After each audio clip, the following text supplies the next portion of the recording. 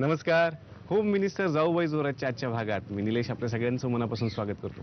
प्रत्येक दिवस आपल्यासोबत घेऊन येत असतो काही नवनवीन आव्हानं, काही आठवणी आणि काही सरप्राईजेस सुद्धा. आज आपण ज्यांच्या घरी जाणार आहे तिथल्या सुनबाईंना जिंकण्याचं आव्हान आहे, पण पैठणीच्या स्वरूपात मिळणारं सरप्राईज सुद्धा आहे. तेव्हा बघूयात आजच्या भागाच्या विजेत्या कोण होणार. आज आपण आहोत टिटवाळा पूर्व भागात आणि खेळ खेळणार आहोत गजानन सोसायटीमध्ये राहणाऱ्या कुलकर्णी कुटुंबामध्ये. मूळची सातारची ही फॅमिली एकत्र कुटुंब पद्धतीत राहते आणि गेली 35 वर्षे त्यांचं टिटवाळ्यात वास्तव्य आहे. तेव्हा आता गणपती बाप्पा मोरया म्हणूयात आणि भेटूयात जाऊबाईंना. नमस्कार.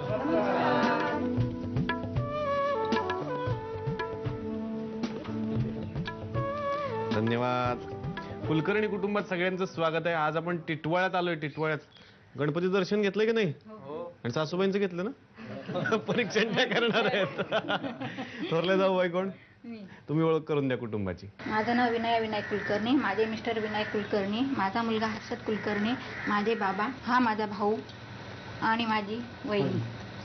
धाकट्या जाऊबाई तुम्ही ओळख करून द्या. मी प्रगती प्रकाश कुलकर्णी, हे माझे मिस्टर प्रकाश कुलकर्णी, ह्या माझ्या सासूबाई, ह्या माझ्या नणद, तो माझा भाचा, त्या माझ्या मामी.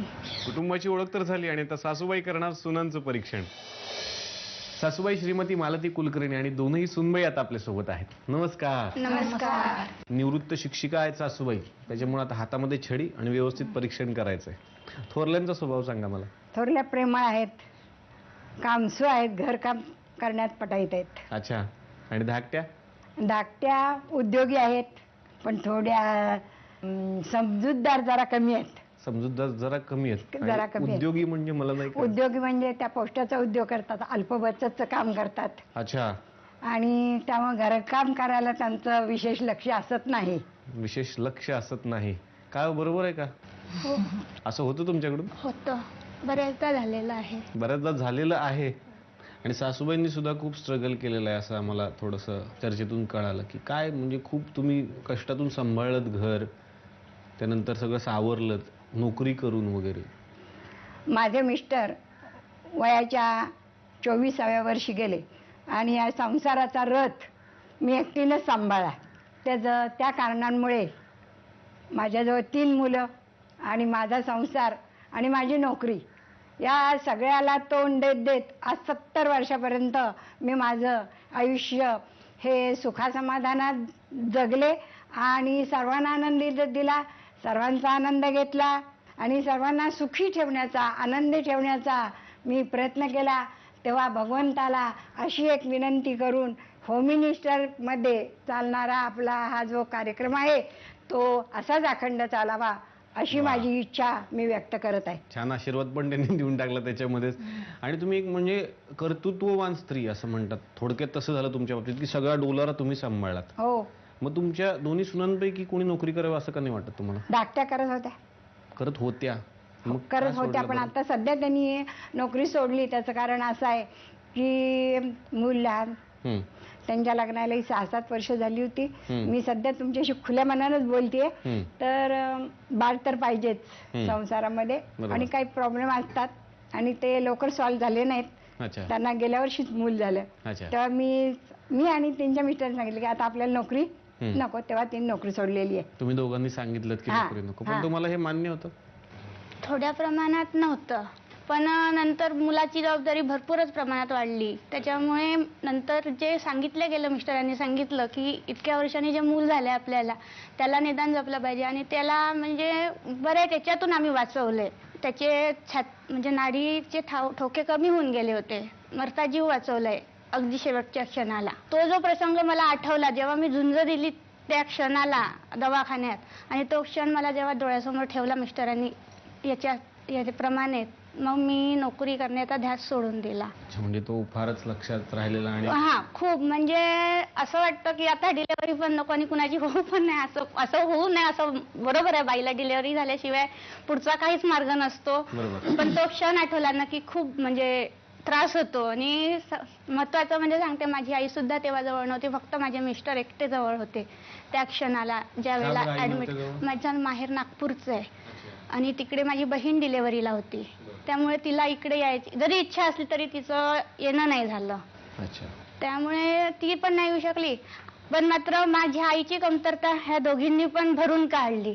म्हणजे दोन दोन आई म्हणायला दोन हरकत नाही. दोन दोन दोन सासूबाई आईच पण मिळाल्या. आईच समजा दोघी. अच्छा, कारण माझं लग्न सुद्धा त्यांनीच केलं. अरे वा, त्याच्यामुळे म्हणजे बहुतेक आईंपेक्षा पण मी त्यांना जास्तीच मान देते. अच्छा. हो. आणि आता पैठणीचा मान मात्र तुम्हाला मिळवायचा आहे. चला, आता छान परीक्षण करायचंय तुम्हाला. 5 प्रश्न मी तुम्हाला विचारणार, पटापट तुम्ही उत्तर द्या सासूबाई. हा. चला, हातात छडी बर का आता. हं. पहिला प्रश्न आहे, आयुष्यात तुम्ही जेवढे कष्ट घेतले तेवढेच कष्ट घेण्याची क्षमता कोणत्या सुनबाईंमध्ये आहे? धाकट्या. माझ्या सासूबाईने त्यांची निवड केली, 10 मार्काचा तिकडे गेले. चला, पुढचा प्रश्न आहे तुमच्यासाठी सासूबाई, छडी हातात परत.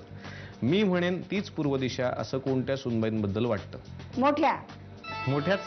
हो. का बरं? कारण का मोठ्या सुनबाई बऱ्याचशा हट्टी आहेत. कारण त्यांना एखादी गोष्ट हवी असेल तर त्या नाना प्रकाराने मिळवूनच घेतात. मिळवूनच काय होतो हट्टीपणा? काय करतात?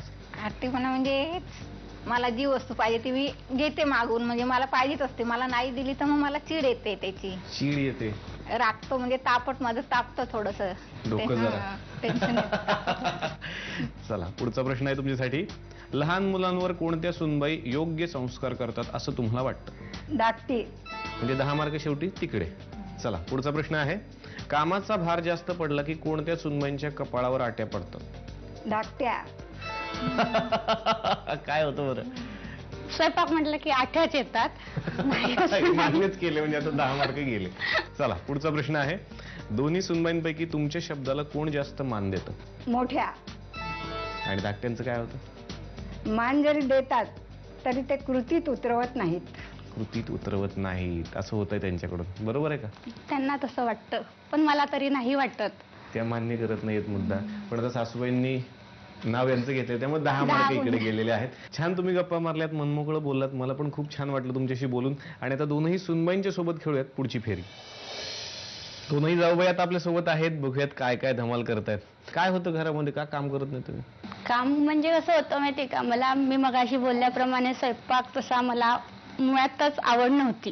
त्याच्यातनं एवढ्या लोकांच्या स्वयंपाकाची अजून सवय नव्हती. जवळ घरात लग्न होऊन आली तेव्हा 10 माणसांच्या स्वयंपाकाची हे होतं, एवढ्या लोकांची. आणि मी नागपूरची, त्याच्यामुळे इथे तांदळाच्या भाकरी आणि आमच्या तिकडे गव्हाच्या पोळ्या. त्याच्यामुळे दोन्ही जे आहेत ना कॉम्बिनेशन, जमवता जमवता मला एवढी वर्ष लाटल्या गेली. त्याच्यामुळे कदाचित कामात मी नाही, त्यांना असं वाटतं की मी मदत नाही करू शकत, पण मला माझ्या परीने असं वाटतं की मी म्हणजे माझी जेवढी मदत होईल तेवढी मी शक्यतो करतच असते. करण्याचा तुम्ही प्रयत्न करता. हा. तुम्हाला मग अशी मार्क का कमी पडले? काय झालं? सासूबाईंनी बरेच तिकडे मार्क दिले, इकडे जरा कमी दिले का? काय झालं कारण? त्यांचा गैरसमज असं झालं की धाकटी करते, मोठी करत नाही. अच्छा, हा. मग हा त्यांचा गैरसमज आहे. हो, त्यामुळे कदाचित त्यांनी तिकडे हे केलं असेल. पण मी घरात सगळंच काम करते ना, सगळंच बघायला लागतं मला. हे बरोबर आहे ना? हो, हे बरोबर आहे, पण मला असं वाटतं त्या घरात करतात म्हणून मी बाहेर जाऊ शकते. अच्छा, हे माझं प्रामाणिक मत आहे. बर, नक्कीच. म्हणजे नाही, खरं प्रामाणिक मत आहे की त्या घरातला सगळा डोलार, म्हणजे आता एवढ्या जवळजवळ घरातल्या 10 माणसांचा स्वयंपाक करायचा असतो, तुम्हालाही माहितीये, खायची गोष्ट नाही आहे.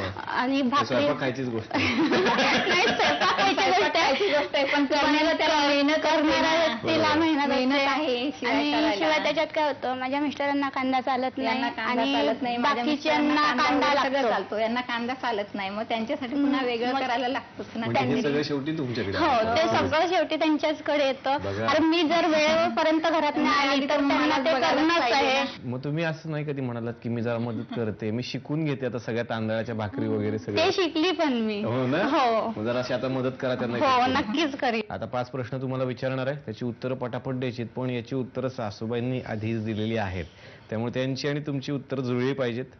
जी उत्तरं जुळतील त्याचे पैसे मिळणार, रोख 200 रुपये. चला, पहिला प्रश्न तुमच्यासाठी.